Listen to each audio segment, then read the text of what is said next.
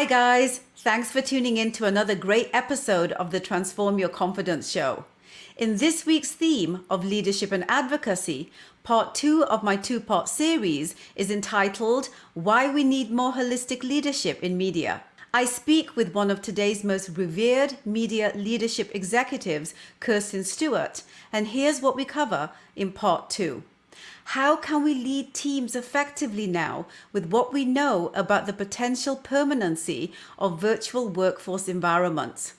Are women being forced out of the workforce right now due to lack of infrastructure to support them? How holistic leadership is about measuring productivity rather than structure?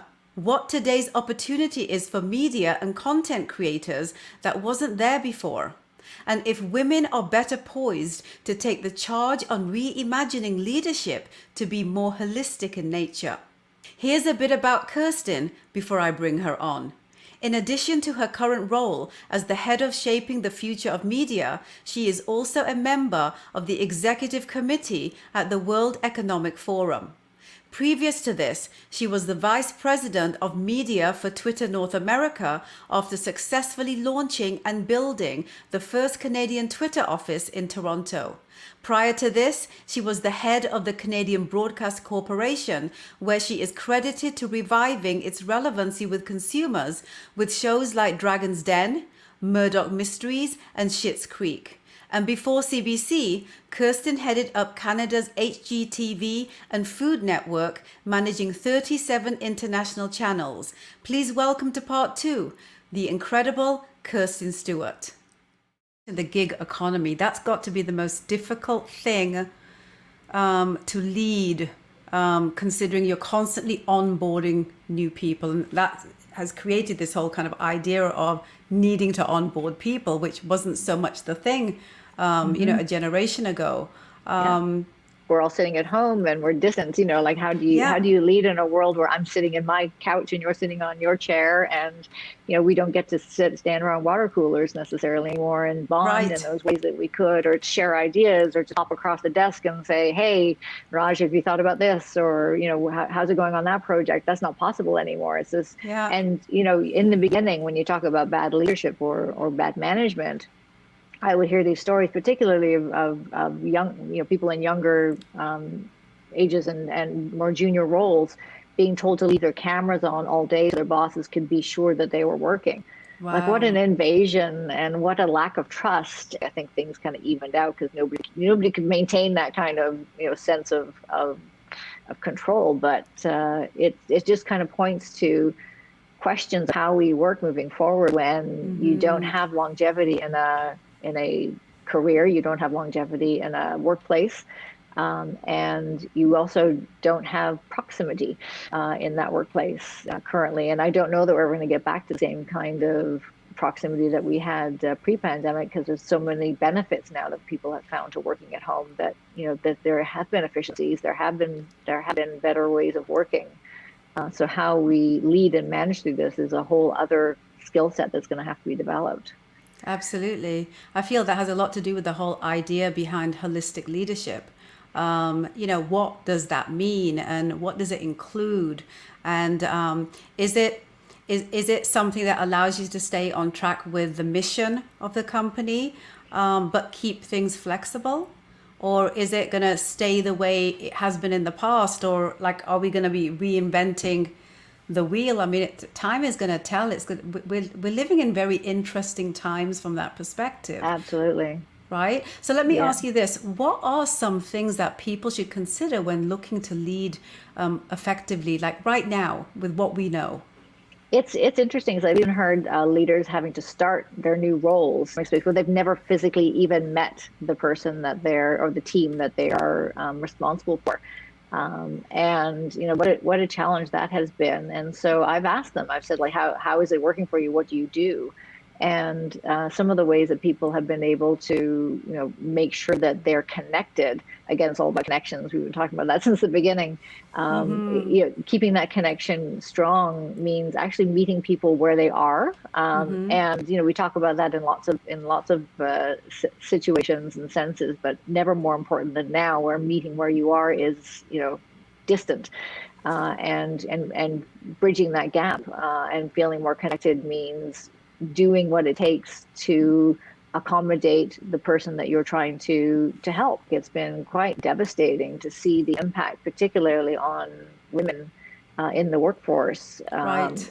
And they talk about them dropping out of the workforce, when I don't like to call it dropping out. I like to call it being forced out, because ultimately Yep. it would not be their choice to step back. They're being forced to step back and drop down on their hours, or drop out of the workforce completely because of the situation at home.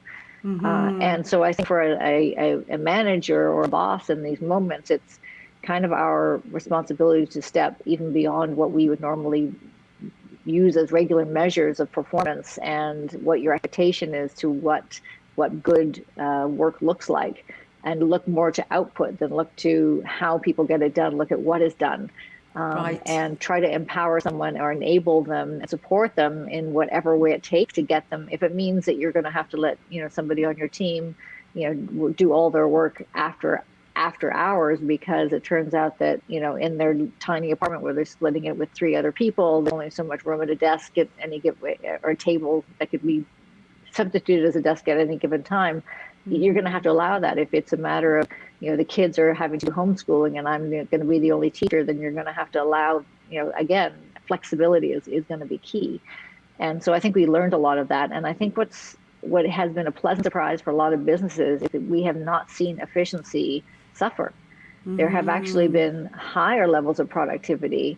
There's been unfortunately increased burnout because of that. People just going from Zoom meeting to Zoom meeting to not quite knowing how to delineate between work and life, and home and not at work when home is your work.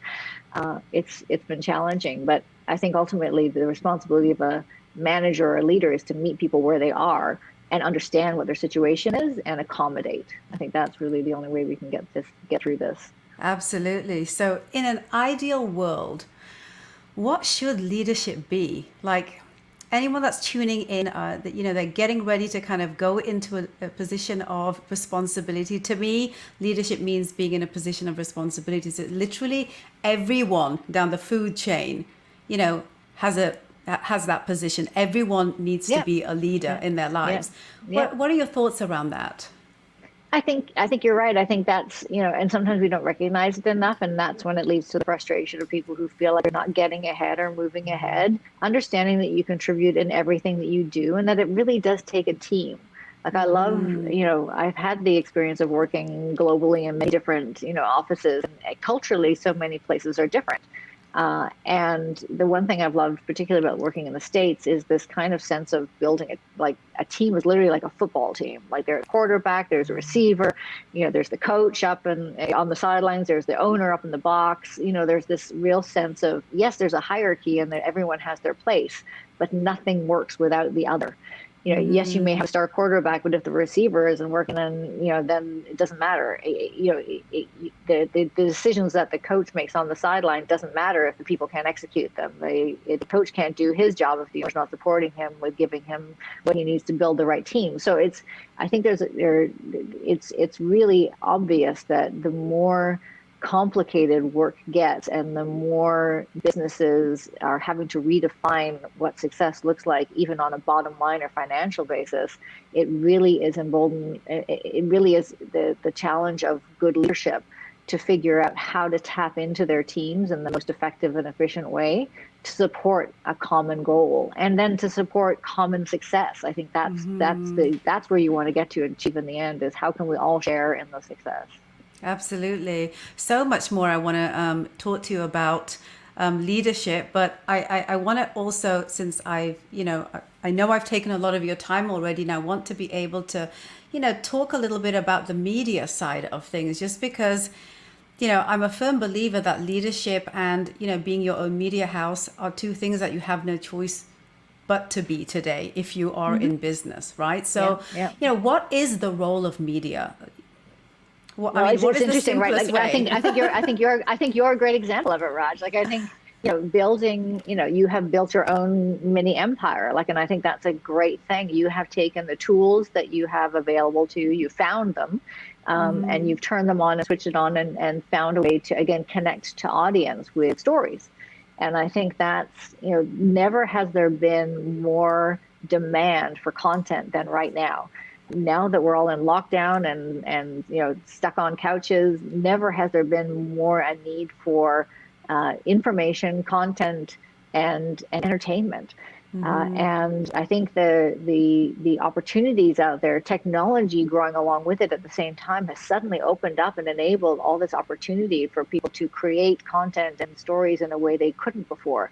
So the definition of media has gone from a very one-way communication, broadcast kind of sense of somebody making a decision and an executive suite around, which is what my job used to be, to decide who gets to watch what, who gets to make what.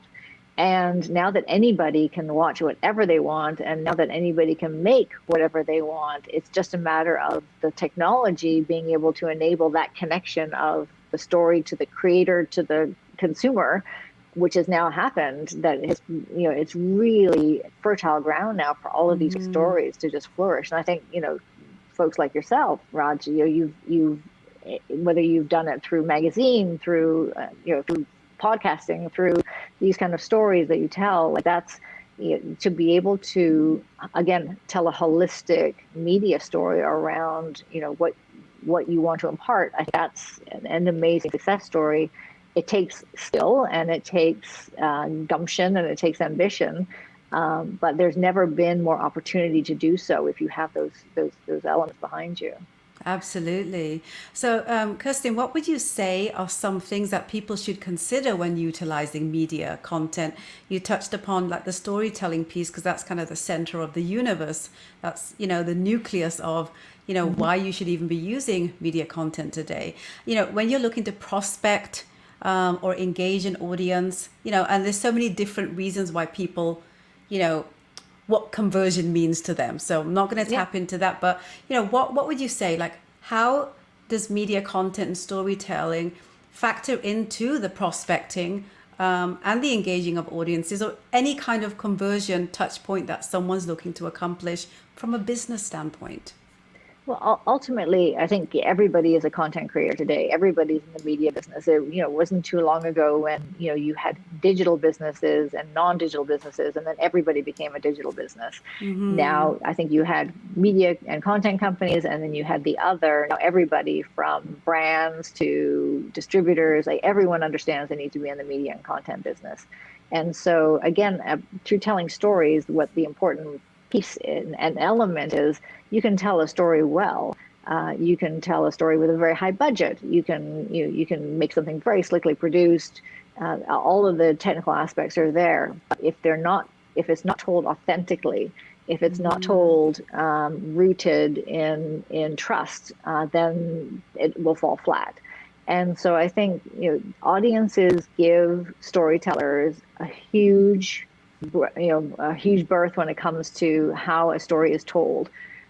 We watch things on phones that are made, for 2 cents. We watch really expensive, high-end, really technical feature films in theaters or on our screens now at home.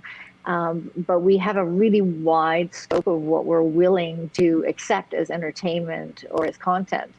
The common piece to all of those stories and why they are successful is because they feel authentic to me as a viewer, as an audience. And so whether that audience is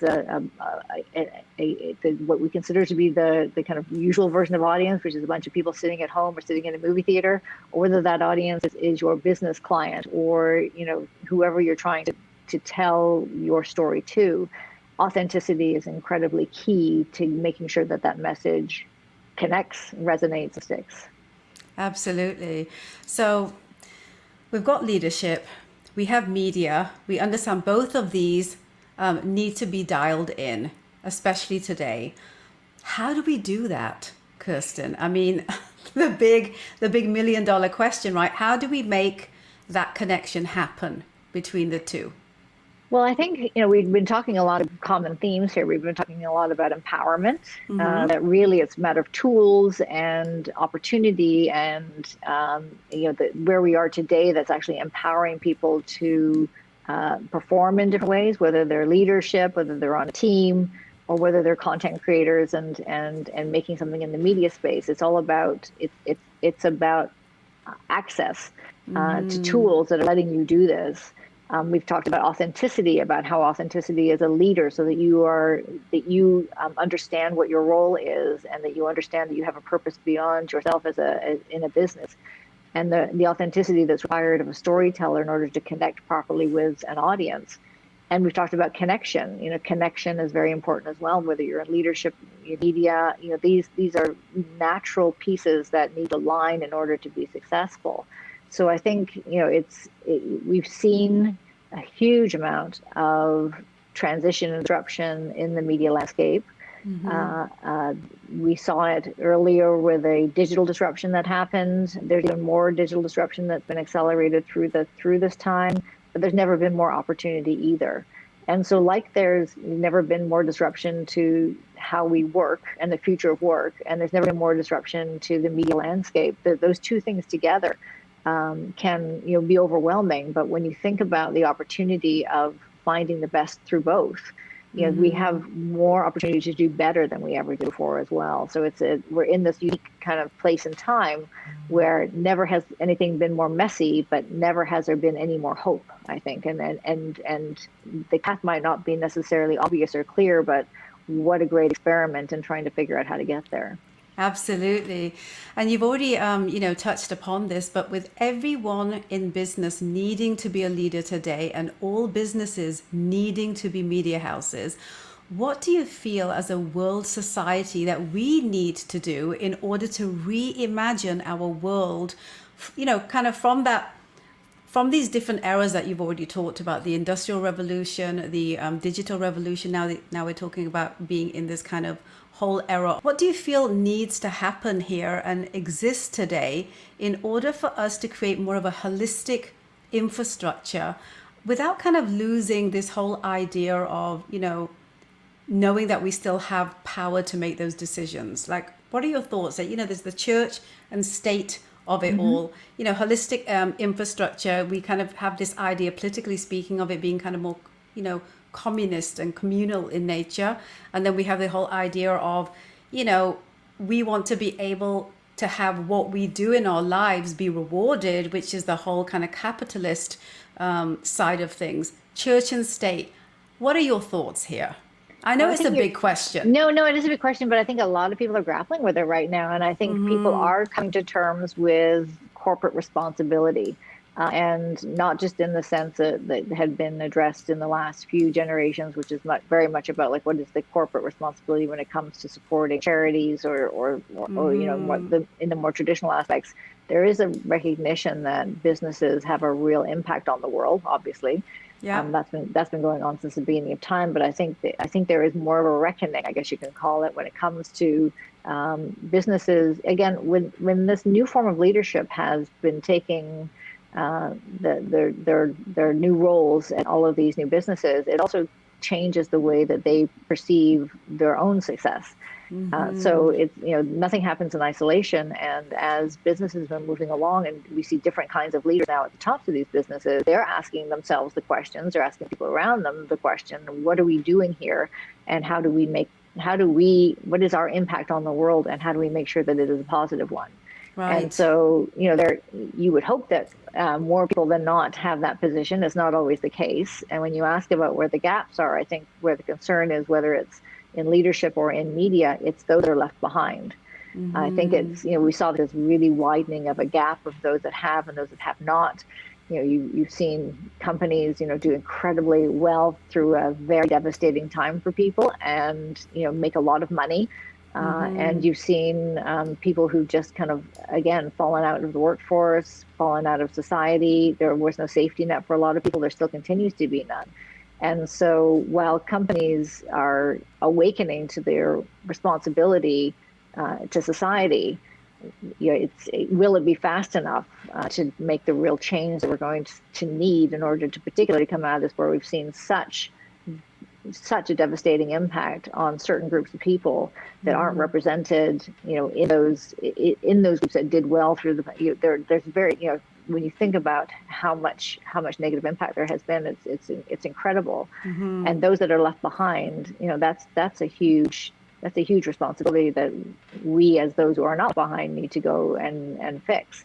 And I think that of the same thing in media too. It's great to talk about, our circles of media. We tend to, all of us in the media business know each other, and I think we can see the edges of that. There are things outside the edges which we have to stretch and do that we don't necessarily look towards. And you talked at the very top about the systems that support all of this, particularly the media systems. They have not been reimagined in a number of years. Yes, we see new technology. There's new ways of seeing media. There's new ways of accessing it. But in a lot of ways, media is funded or the media is created. There are still gatekeepers that very much reflect the values or the experiences of people who are not necessarily representative of society today. And I'm talking about the lack of diversity, the lack of female voice, the lack of, these are really, really important things that if we're going to tell authentic stories that we talked about before, you can't tell them authentically if you're not telling them in the voice and with the perspective of the people you're speaking to. So there's a lot of gaps out there, but I think the good thing is out of it is more discussion is happening, and the society challenges of Black Lives Matter, of Me Too, of Stop Asian Hate. These are all kind of moments in time where I'm hopeful that people don't go backwards afterwards and just kind of say, okay, we dealt with that. That was a hashtag, and now it's over. I think people are now to a point where they want to see real systemic change. And talking about those systems as you did off the top, that's what we're going to need to see change in order to see a true future. Absolutely. It begs the question, a final question for you, Kirstine, because I have to hit you up on this one. How can women leaders who research proves lead very different styles of leadership than their male counterparts? Most of us being that we're nurturing and rearing, or however you want to look at that, we are more positioned and poised to bring that whole kind of holistic leadership style into the infrastructure if we decide that's the way that we want to go, and that potentially it might be the best way to make sure that everyone is included. A lot of what you've been talking about. Yeah. How do you feel something like that could happen? Well, with a lot of we saw some great leadership, right? We saw some great female leadership through the really challenging time. We saw Prime Minister Ardern in New Zealand really step up and do for her country that others, couldn't seem to do. They had, I think we've all been reading the reports of the countries that have done well in supporting their communities and their citizens. And so I think, to your point, there's a lot of things that we associate with female leadership and nurturing, the empathy qualities. And, hopefully those are qualities that are also evident in a lot of male leaders that we see as well that are successful. And I think it's based on those qualities that we'll see real movement and change. And I think it's the assessment, the understanding that those qualities are no longer nice to have. They're actually imperatives, they're must-haves, because we need that holistic approach. We need that worldview, that consultative understanding. I would expect them to know who to tap into and who to listen to in order to make informed decisions that will help me as their citizens, thrive and survive. So that consultative approach, that understanding of the world around them and the holistic decision-making that needs to take place, I think does tend to be inherent in female leadership. But anybody who has those traits, that's where we'll see success. Absolutely.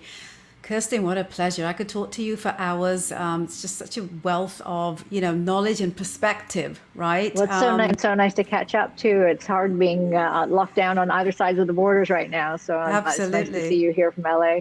Absolutely. Oh my gosh, I wish I was there. It's snowing here right now, believe it or not. I heard. I can't believe, well, it's still spring, right? Absolutely. It's not over until it's, mid-May, Yeah. The resilience of Canadians. Oh my gosh, I'm telling you, absolutely agreed. So any final words that you want to close off with, Kirstine, to just kind of pull this, whole idea of why we need more holistic leadership in media? Because media still is king.